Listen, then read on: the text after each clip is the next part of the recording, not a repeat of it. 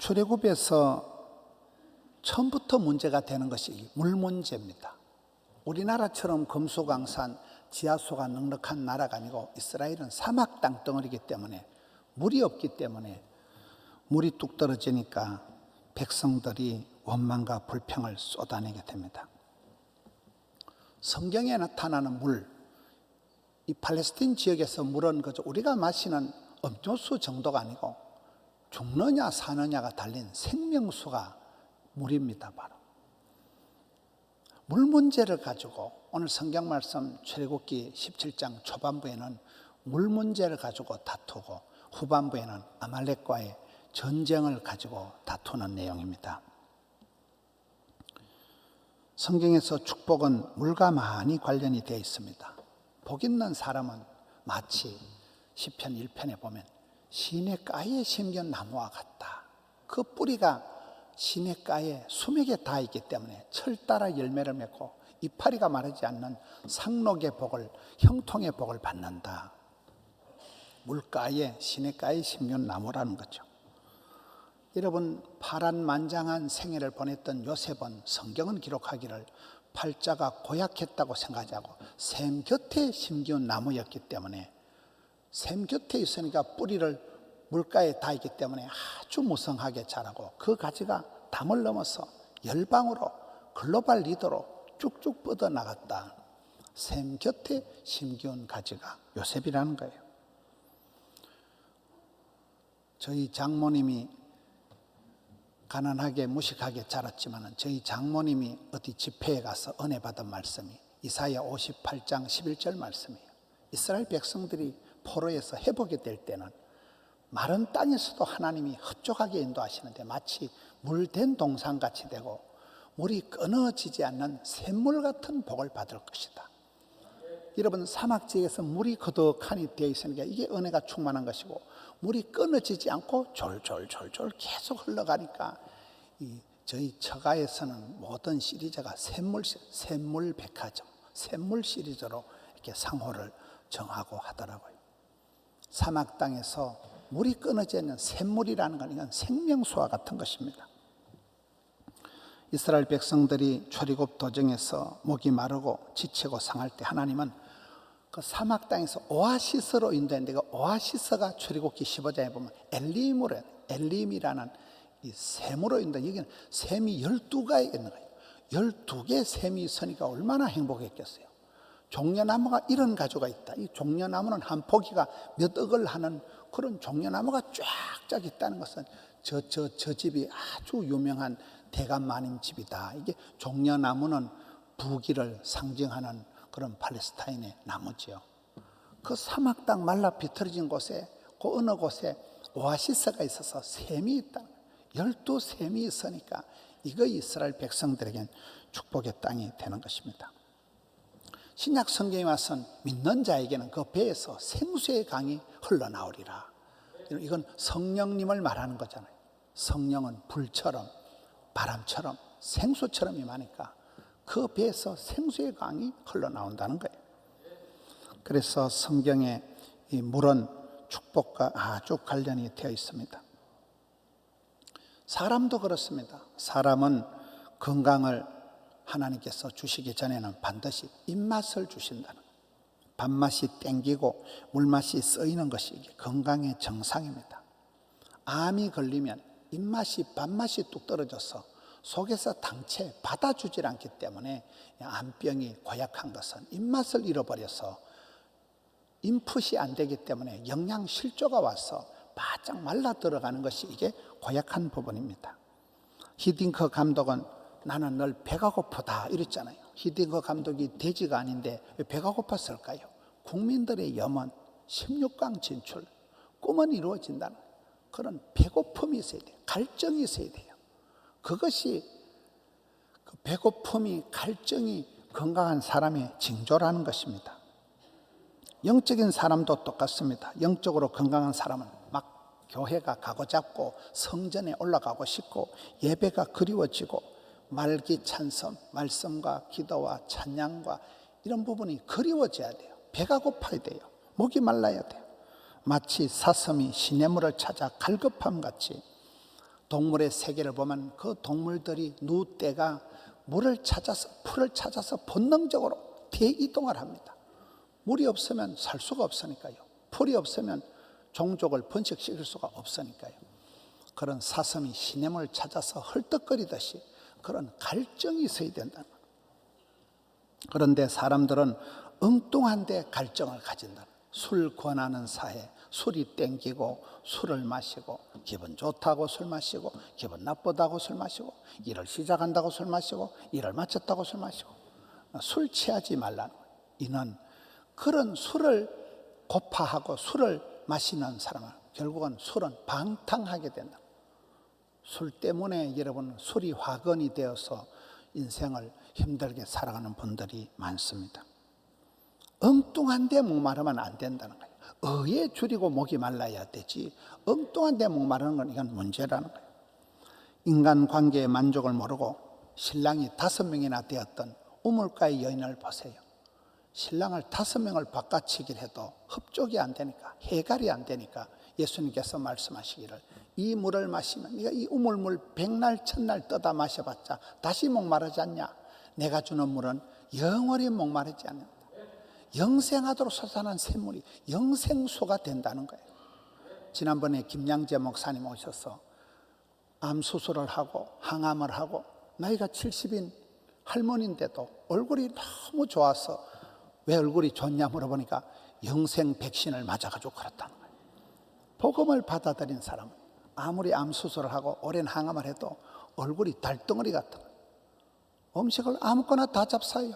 어린애 같아요. 지가 얘기하다 지가 울고 지가 감동받고 마음이 어린애 같으니까 그렇습니다. 여러분 이스라엘 백성들이 출애굽을 하면서 틈만 나면 말썽을 일으킨 게 물 문제예요. 이 르비딤에 도착해서도 물이 없으니까 출애굽기 17장 1절에 가서 보면 드디어 르비딤의 장막을 쳤는데 백성들이 물이 똑 떨어지니까 3절에 가서 보면 또 원망을 하고 모세를 향해서 불평을 쏟아냅니다. 또 여기까지 와서 우리가 다 목이 말라 죽게 생겼다는 거예요. 이런 사람들은 물을 원하지만은 하나님께서는 영생수를 마셔도 이제 목마르지 않는 그걸 주시려고 하는 것입니다. 가다가 인생의 썸물을 만나서 마라 썸물을 만났을 때도 거기서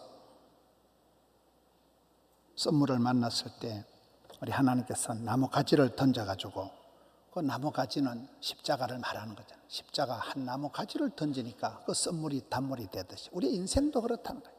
이 고달픈 광야 같은 인생길을 걸어갈 때 날마다 썸물을 만나고 별꼴이 반쪽인 세상을 지나지만은 십자가를 통과해야 십자가를 만날 때 비로소 썸물이 단물이 되는 애물단지가 보물단지가 되는 변화가 일어난다는 것입니다. 광야에서 이스라엘 백성들은 목마르다고 얘기하고 배가 고프다고 먹을 게 없다고 고기가 없다고 얘기할 때 하나님께서 만나와 메추라기를 내려주시지만은 만나와 메추라기를 그 음식을 내려주면서도 궁극적인 말씀은 신약 성경에 와서 사람이 이런 떡으로만 살 것이 아니다. 하나님의 입으로 나오는 모든 말씀으로 살 것이다. 여러분 우리가 큰 병을 이기거나 큰 어려움을 극복할 때 반드시 하나님은 말씀을 주셔요. 레마의 말씀, 생명의 말씀, 복음을 말씀을 한 구절 주면 그 말씀이 내한테 약이 되고 복이 되고 길이 되고 답이 되어서 그 말씀을 먹음으로 말미암아서 사람이 회복이 되는 그런 역사가 일어납니다.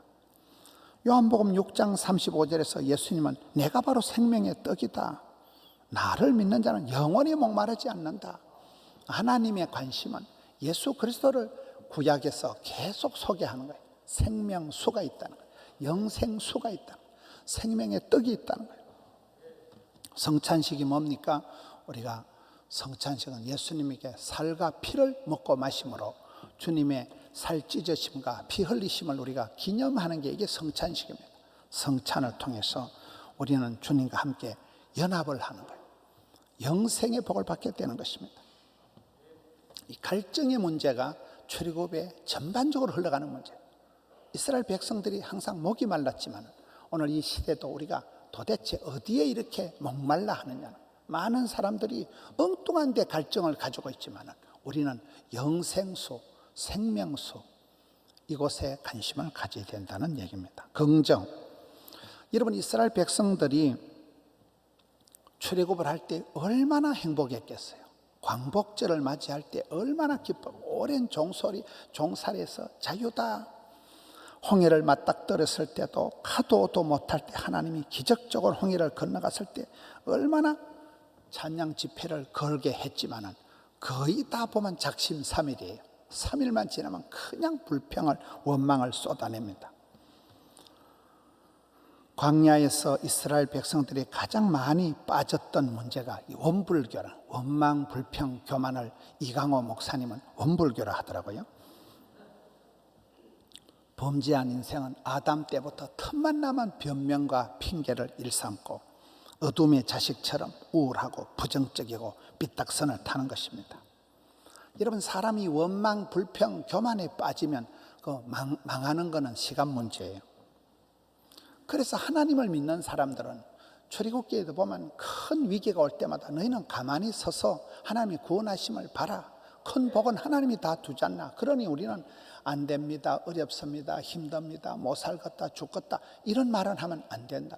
하나님이 다 하시는데 긍정, 낭만, 진치, 발전, 소망, 긍정 모드로 절대 긍정. 하나님은 모든 걸 하실 수 있는데 왜 너희들은 틈만 나면 불평을, 원망을 그렇게 쏟아내냐는 거예요.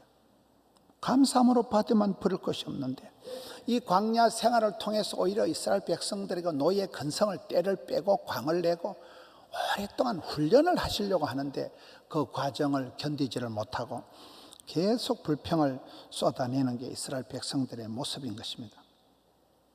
우리는 살아가면서 내 마음에 어둠의 세력을 몰아내고 부정적인 염려, 걱정, 이 어둠의 생각을 걷어내고 긍정 모드, 긍정이라는 게 무슨 사회심리학적으로 배짱으로 살아가라, 무슨 적극적인 사고방식을 하라는 얘기가 아니고 하나님의 구원하심을 보라, 우리 하나님의 부르심을 보라는 거예요. 하나님은 약한 자, 병든 자, 고아와 가부와 세리와 창기와 거시기한 것들을 데리고 얼마든지 출애굽의 구원 여정을 이끌어 가시는데 왜 우리는 틈만 나면 부정적인 어둠의 생각에 휩싸여 버리느냐 이 말이에요. 그래서 절대 긍정으로 나가야 되는데 우리는 왜 사람을 볼 때마다 삐딱선을 타고 까칠 충만해가지고 약점을 물고 늘어지고 거기에 눈이 그러면 안 된다. 눈이 영안이 열리고 영혼의 진선미를 볼 줄 아는 긍정 모드를 해봐라. 이스라엘 백성들은 광야에서 틈만 나면 원망하고 불평하고 그러다가 원망하고 불평하는 백성들은 다 죽었습니다. 믿음으로 건너간 갈렙과 요수아 두 사람만 약속의 땅에 들어가잖아요. 긍정 모드를 회복해야 됩니다. 열정은 뭡니까? 해도 지치지 않는 게 열정인데 우리는 얼마나 쉽게 지치고 금방 피곤에 빠지는지 모릅니다. 에너지가 탈탈 털려가지고 내 영혼이 너덜너덜하다 이런 표현들을 합니다. 이스라엘 백성들이 해방된 건 잠시뿐이고 광야길에서 금방 지치고 피곤해가지고 원망을 쏟아낼 때 여러분, 내 힘과 내 능력으로 살아가는 사람은 누구든지 그렇게 빨리 자기 한계에 빠지고 맙니다. 모세를 보세요. 다 잃어버리고 내가 주인 삼은 모든 건 내려놓은 것 아니 다 뺏겼어요. 부르게 나이 40살에 애굽에 갇힌 40년 공단탑 다 무너지고 완전히 빈털터리가 돼서 미디안 광야에 야반 도주해서 80이 될 때까지 철저히 버림받고 잊혀진 계절을 살아가서 아무런 소망도 없이 완전 몽실이가 되어 있을 때 힘도 없는 영감택이 80 노인을 하나님이 불꽃 가운데서 가시떨기 불꽃 가운데서 소명하셔서 그때부터 120세가 되도록 기력이 쇠하지 않고 눈이 흐리지 않는 그런 탁월한 지도자로서 하나님이 줄기차게 끌고 가시잖아요. 갈렙이 누굽니까? 여러분, 출애굽 과정에서 유일하게 살아남은 사람이 갈렙과 요수아인데 가나안 땅에 들어가서 자기 기득권을 1도 주장하지 않습니다. 그래, 등 따시고 배부르고 좋은 것은 자네들 다 해라. 나는 내가 지금 85세지만은 40년 전에 가데스 바네 때는 지금은 막 똑같다. 내가 막 용기가 백배하고 지금도 기백이 충천하니까 나는 산지를 내게 달라. 여러분 80대 할아버지가 노익장을 가시하고 산꼭대기 산지를 내게 달라. 그렇게 외치면서 선뜻 나서는 그런 멋진 열정의 소유자가 되는 것입니다. 제가 시편 90편을 좋아합니다. 시편 90편에 보면 의인은 마치 종려나무와 같이 번성한다. 이 종려나무가 똑바로 자라고 백향목이 아주 우람하게 멋지게 자라는 그와 같이 성장하는데, 늙어 빠져도 고목나무에도 꽃이 피고 완전히 늙어 빠져도 진액이 줄줄 흐르고 빛이 이파리가 푸르고 청청하고 상록의 복을 받는다는 거예요. 늙어도 된다는 거예요. 힘이 빠지지 않는다는 거예요. 기력이 쇠하지 않는다는 거예요. 그래서 우리는 주의 일을 해나갈 때 이 코로나를 지나고 무더위를 지나고 막 기진이가 맥진이가 탈진이 된 것 같지만은 아닙니다. 우리는 다시금 갈렙과 같이 믿음의 용사들 같이 나갈 때 스트레스가 양념이다, 피곤이 능력이다, 부담이 축복이다, 그런 마음으로 가지고 여러분 긴장이 되고 부담이 되고 지난주에 우리가 찬양할 때 얼마나 힘들겠어요. 스트레스가. 그러나 그런 팽팽한 긴장감 속에서 무대에 서서 큰 무대를 넉넉하게 소화를 하고 그런 저력을 보여주는 거예요. 그럴 때 실력이 그냥 일취월장하는 거예요. 팽팽한 긴장감 속에서 타이트한 인생을 살아가는 거예요. 그래서 그럼 퍼져서 자빠져 잘나고 하면 안 돼요. 우리는 막 피곤해도 힘들어도 스트레스가 양념이니까, 피곤이 능력이니까, 부담이 사명이니까, 가난이 교사가 되고 에너자이저가 되고 끊임없는 힘이 솟아나는 하나님이 기름 부어주시는 갈정, 긍정, 열정의 소유자가 되는 것입니다. 하나님이 보실 때 받으실 만한 또 한 가지 특징은 영성, 야성, 정성이 있어야 돼요. 이것은 서울의 그 오륜교회 다니엘 기도회를 만든 김원호 목사님이 강조하시더라고요. 그분이 코딱지만한 상가를 얻어가지고 개척을 하다가 도저히 예배 드릴 데가 없으니까 옆에 보성고등학교를 빌려가는데, 보성고등학교는 불자가 하는데 이사장님이 불심이 돈독한 큰 보살님이에요. 이런 보살님이 학교를 예배당에 빌려주었어요, 안 빌려주었어요? 그래서 이분이 내가 21일 동안 작정 기도를 하자, 금식하라고 기도라고 가서 얘기를 하니까 그 보살님이 아이고 주지 목사님이라면서 빌려주더라는 거예요. 거기서 오륜교회가 폭발적인 성장을 해도 이제 예배당을 지어야 되니까 너무 뭐 강당에서 예배를 계속 들을 수 없으니까 예배당을 지을 수가 없어요. 우리 같이 이렇게 큰 예배당을 아무나 짓습니까? 평생에 한 번도 못 짓는 교회가 천지가 빽깔이요. 예배당을 지으려고 하니까 돈도 없고 아무것도 없는데 또 21일 작정기도, 해마다 11월 1일이 되면 21일까지 다니엘 금식기도가 그렇게 시작된 게 지금 20년 전 얘기예요. 그렇게 기도를 하니까 교인들도 아이고 목사님 우리도 같이 할래요. 그게 다니엘 기도회가 돼가지고 지금 오륜교회가 우뚝 세워지고, 그 다니엘 기도회가 세계에 접속이 돼가 지금은 세계 수십만 명이 보는 그런 명품 기도회가 다니엘 기도가 된대요. 그 김은호 목사님이 늘 하는 말이, 목사님 사람은 세 가지가 필요합니다. 영성이 있어야 되고 야성이 있어야 되고 정성이 있어야 됩니다. 영성은 뭘까요? 하나님을 기쁘시게, 하나님의 영광을 위한다는, 하나님을 의식하고 하나님을 경외하는, 이게 영성이 있는 거예요. 야성은 뭐예요? 못 먹어도 고다, 하나님이 오다 하시면 나는 간다. 그럼 막 펄떡거리는 물고기처럼 잔디를 밟아도 일어나는 그런 잔디와 같은 근성을 가지고, 잡초근성을 가지고 어디 갔다 나든 뽀짝거리고 나가는 거죠. 정성이 중요해요. 정성이.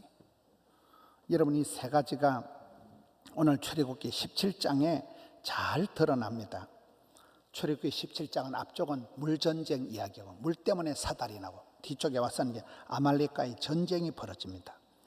여러분 전쟁이 벌어졌는데 모세가 전쟁을 시작할 때, 전쟁은 뭐냐? 이게 칼과 창을 가지고 나가는 게 전쟁이 아니라는 거예요. 전쟁은 여호와께 속한 것이라는 거예요. 사무엘상 17장에 전쟁은 여호와께 속한 것이죠. 하나님께 먼저 기도를 해야 되겠다. 그래서 전쟁을 앞두고 모세가 산꼭대기로 기도하러 올라가는 거예요. 그러니 여러분 이 모세는 전쟁을 할 때 우리가 어떤 무기를 갖추고 있느냐, 이게 중요해요. 하나님이 도우시면 된다는 거예요. 전쟁은 여호와께 속한 것이니까. 그래서 모세가 지팡이를 들고 산 꼭대기로 기도하러 올라가는 거예요. 오늘 17장 9절 말씀이 산 꼭대기에 등산하러 간 게 아니에요. 믿음의 정상으로 올라가서 하나님과 가장 가까운 곳에 올라가서 김용기 장로님이 그 신림 골짜기 꼭대기에 조국이 안심하라 기도 굴을 만들었듯이 산 꼭대기에 올라가서 기도로 승부를 하는 것입니다.